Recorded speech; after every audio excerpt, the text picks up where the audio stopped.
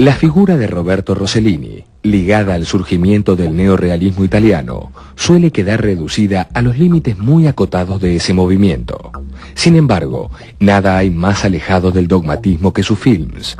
Toda su obra se dirige a cuestionar los códigos tradicionales de las estructuras cinematográficas. Dos pensadores cruciales para comprender los nuevos cines que surgieron en la segunda posguerra, el filósofo Gilles Deleuze y el crítico André Bazin, recuperan el lugar central que ocupa el realizador italiano en la constitución del cine moderno. Reverenciado por directores tan diferentes como Satyajit Ray, Jean-Luc Godard, Wim Wenders, Bernardo Bertolucci o Jean-Marie Straub, Rossellini es indudablemente uno de los grandes nombres de la historia del cine.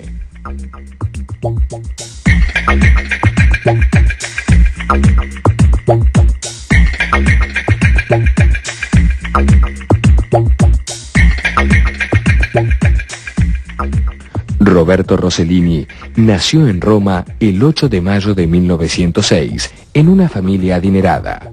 Su padre fue el arquitecto Angelico Giuseppe Rossellini, responsable del trazado urbano de la actual ciudad de Roma. La infancia del futuro cineasta transcurrió entre su fascinación por los inventos mecánicos y las funciones de cine en la sala Barberini, donde admiraba los films de King Vidor. En los años 30, la muerte de su padre lo obligó a buscar trabajo y gracias a la posición social de su familia, rápidamente ingresó a la industria cinematográfica. Amigo de Vittorio Mussolini, hijo del Duce, Rossellini hizo sus primeros cortometrajes bajo la órbita del fascismo. Si bien nunca demostró claras afinidades con el régimen, tampoco es posible encontrar en sus comienzos alguna insinuación crítica.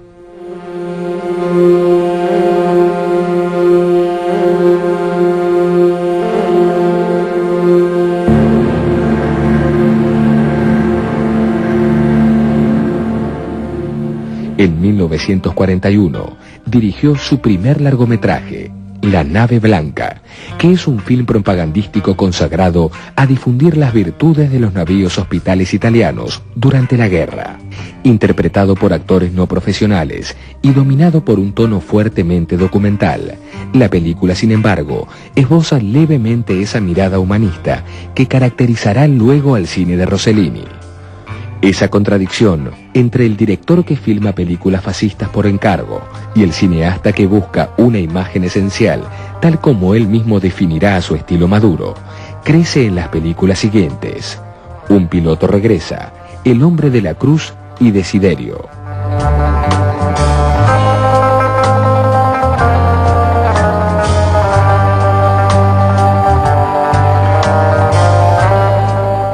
El gran quiebre en la carrera de Rossellini se produce con Roma, ciudad abierta, rodada en 1945.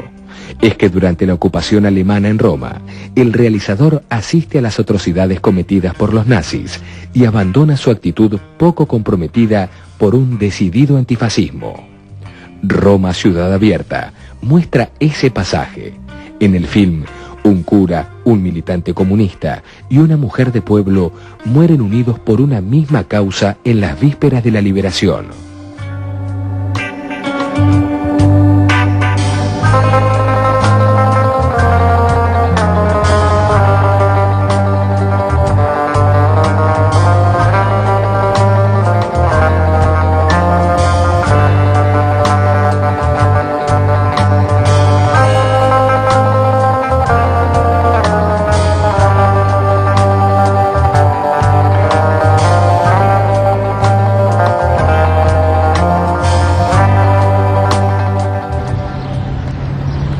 Rodada en medio de las ruinas y en condiciones de suma precariedad, la película desarrollaba nuevos métodos de producción y nuevas formas narrativas a partir de unas imágenes desgarradoras que se constituían en una novedosa relación entre la realidad y la ficción. Roma, ciudad abierta, desarrolló y popularizó esa nueva mirada de observar la realidad que ya se había anticipado en 1942 con la película Obsesión de Visconti y que comenzaba a ser conocido bajo el nombre de neorrealismo.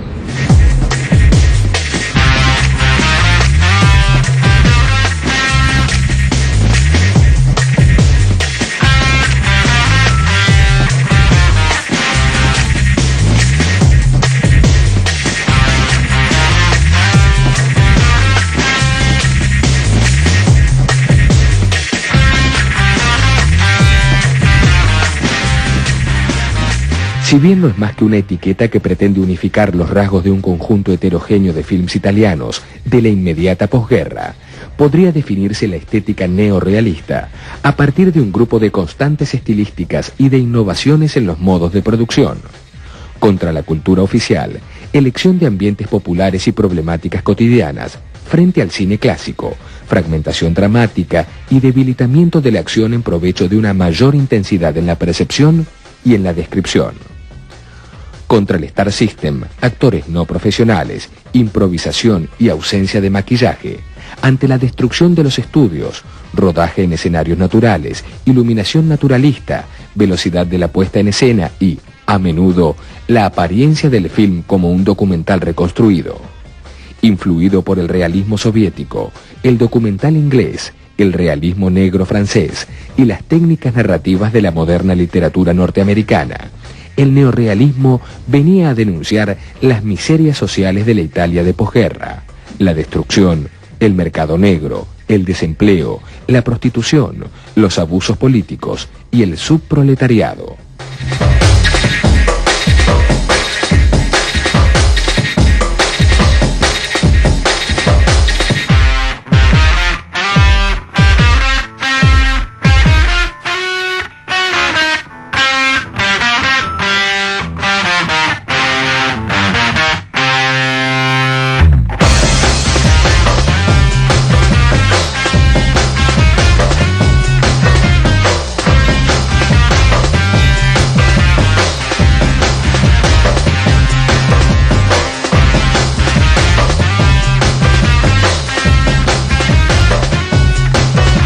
A Roma, Ciudad Abierta, le siguieron Paisà, de 1946, y Alemania Año Cero, de 1947. Paisà es un gran fresco sobre el avance de las tropas aliadas durante la liberación a través de 6 episodios ambientados en Sicilia, Nápoles, Roma, Florencia, Romagna y el delta del Po. Recuperando el vigor visual de su film anterior y su poderoso verismo, Paisà pone en escena un enfrentamiento de culturas en el territorio de una Italia devastada por la guerra. El espacio cobra un protagonismo singular en tensión con los personajes y es un nuevo tipo de espectador activo al que debe completar la mirada de los protagonistas. En Alemania Año Cero, la ciudad es Berlín luego de la derrota. Allí regresa Edmund, un jovencísimo soldado alemán que no logra encontrar su lugar en una sociedad destruida. Su hermano, antiguo miembro de las juventudes hitlerianas, debe esconderse para no ser juzgado, y su hermana se prostituye entre las tropas norteamericanas. Finalmente Edmund asesina a su padre enfermo y se suicida. Este adolescente que muestra la película es un individuo arrasado.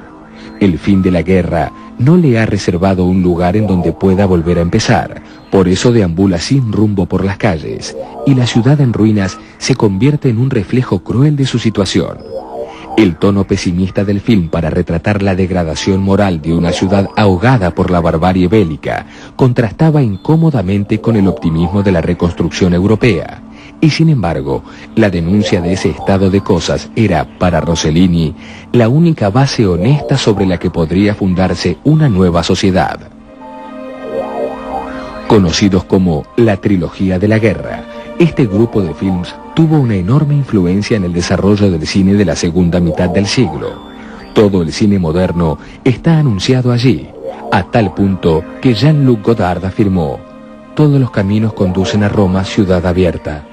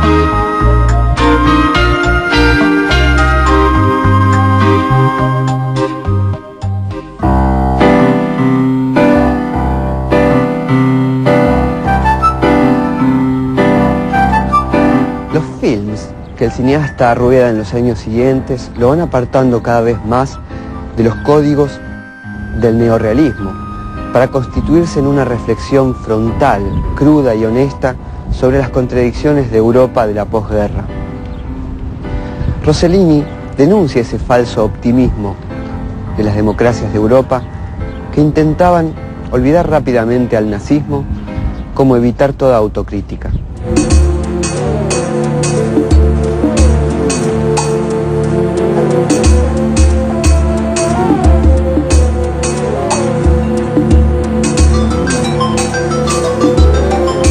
En 1949 había conocido a la actriz Ingrid Bergman, que en ese momento era una de las grandes estrellas de Hollywood.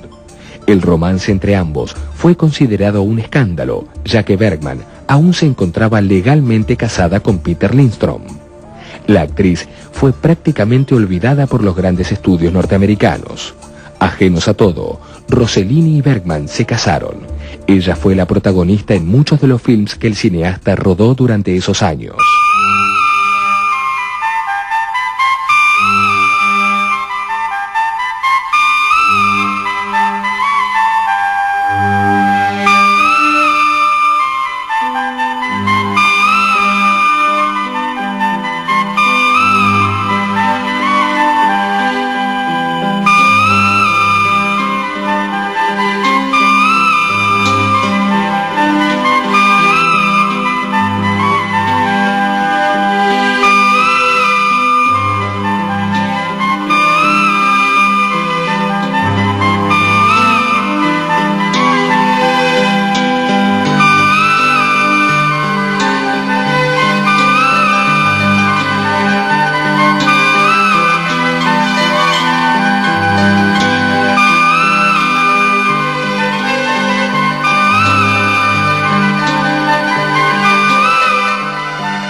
La primera película que hicieron juntos, Stromboli, de 1949, enfrentaba a una diva de Hollywood al inhóspito paisaje de una isla volcánica.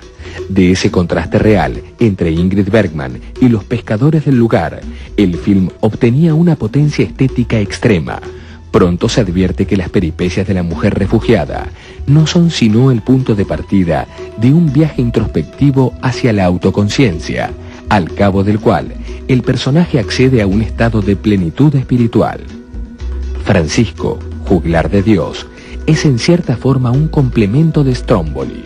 En este film, episódico y austero sobre la vida de San Francisco de Asís, se describe el itinerario de unos humildes frailes empeñados en predicar la fe por el mundo.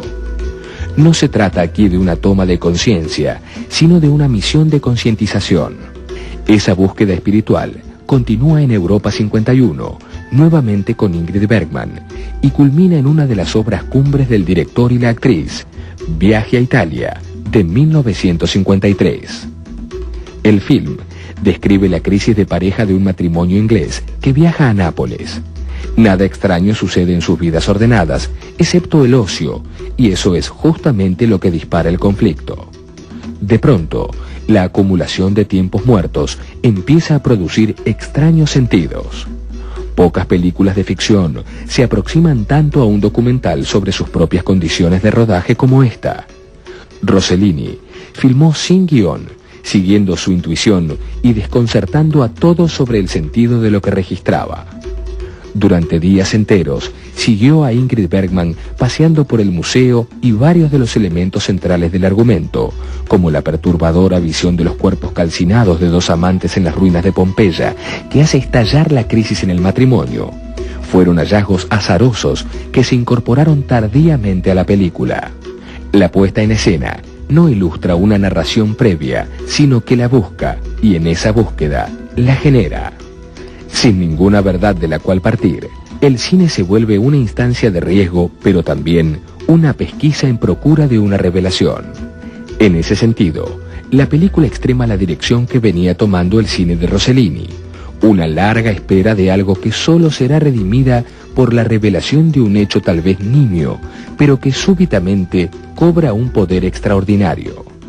Tras la visión de Viaje a Italia, el cineasta Jacques Rivette afirmó que se trataba de un punto de no retorno frente al cual las películas contemporáneas parecían repentinamente viejas.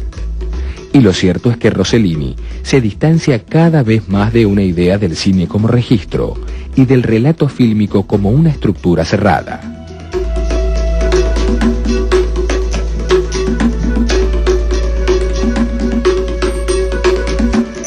Frente a la convicción del realismo clásico acerca del cine como reflejo de lo real, el cineasta evoluciona hacia un concepto del film como realidad revelada.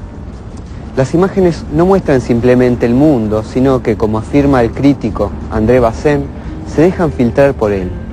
Son imágenes atravesadas por las cosas. No es la historia en sí lo que interesa, sino el vagabundeo, las vacilaciones y la mirada de los personajes, filmadas por Rossellini en plano secuencia, que se demoran en inquietantes tiempos muertos y que recuperan el valor tensionante de la espera.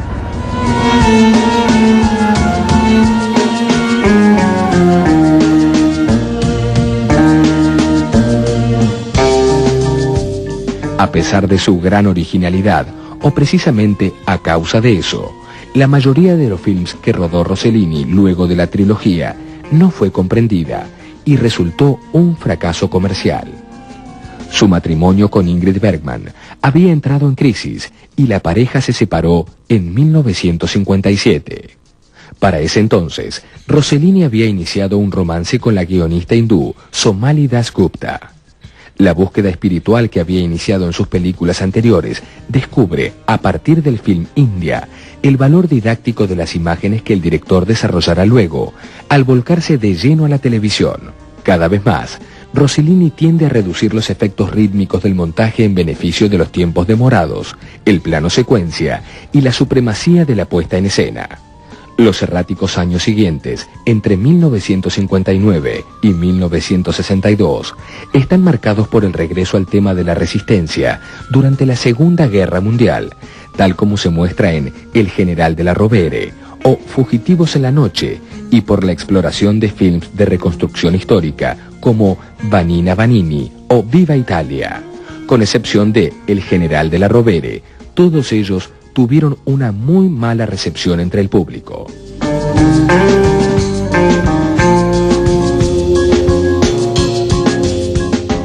En 1962 dirigió La Pureza, uno de los 4 episodios del film colectivo Rogopag, cuyo título se formaba con las iniciales de los realizadores, Rossellini, Godard, Pasolini y Gregoretti. Esa breve obra resulta significativa porque allí se esbozan algunas ideas sobre el sentido de las imágenes y la crisis de la cultura occidental que harían eclosión el año siguiente, cuando Rossellini anunció su decisión de abandonar el cine.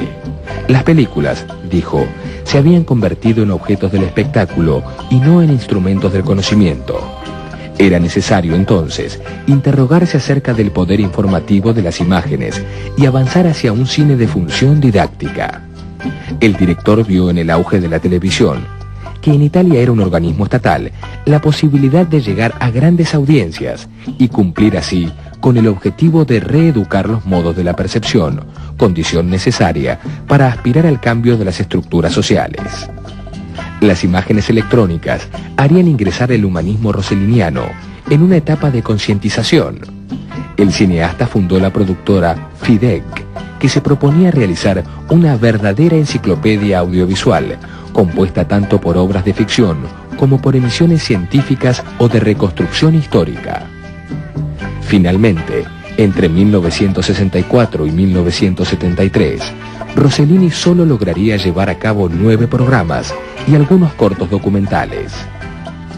Son ensayos históricos sobre el desarrollo científico o biografías de algunos pensadores clave.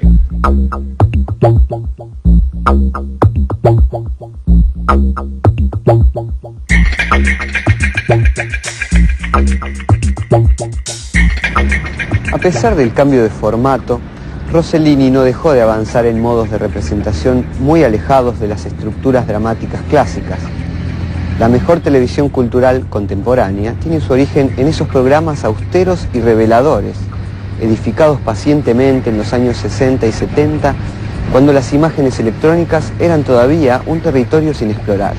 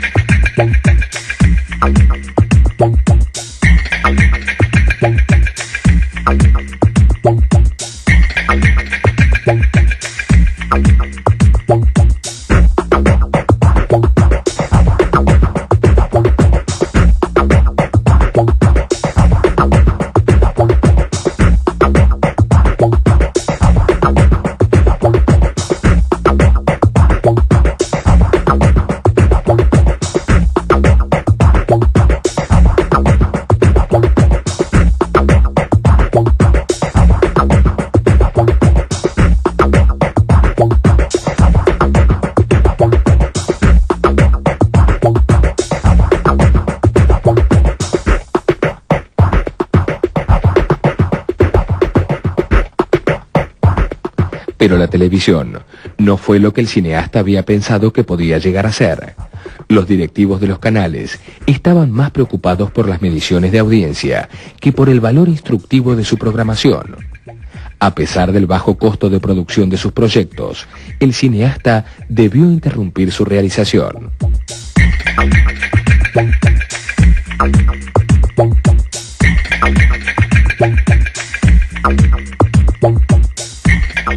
A principios de los 70, comenzaron a aparecer las primeras televisiones privadas de Italia, entre ellas, por ejemplo, la primera emisora de Silvio Berlusconi, magnate de los medios de comunicación. En la polémica que se instaló entonces entre la televisión estatal y las televisiones privadas, Rossellini tomó un decidido compromiso hacia la televisión pública. Desilusionado con el medio, decidió volver al cine para rodar las que serían sus últimas dos películas, Año 1 en 1974 y El Mesías en 1975. Ambos films pretendían continuar y hacer avanzar hacia una nueva dimensión su proyecto de didáctica audiovisual.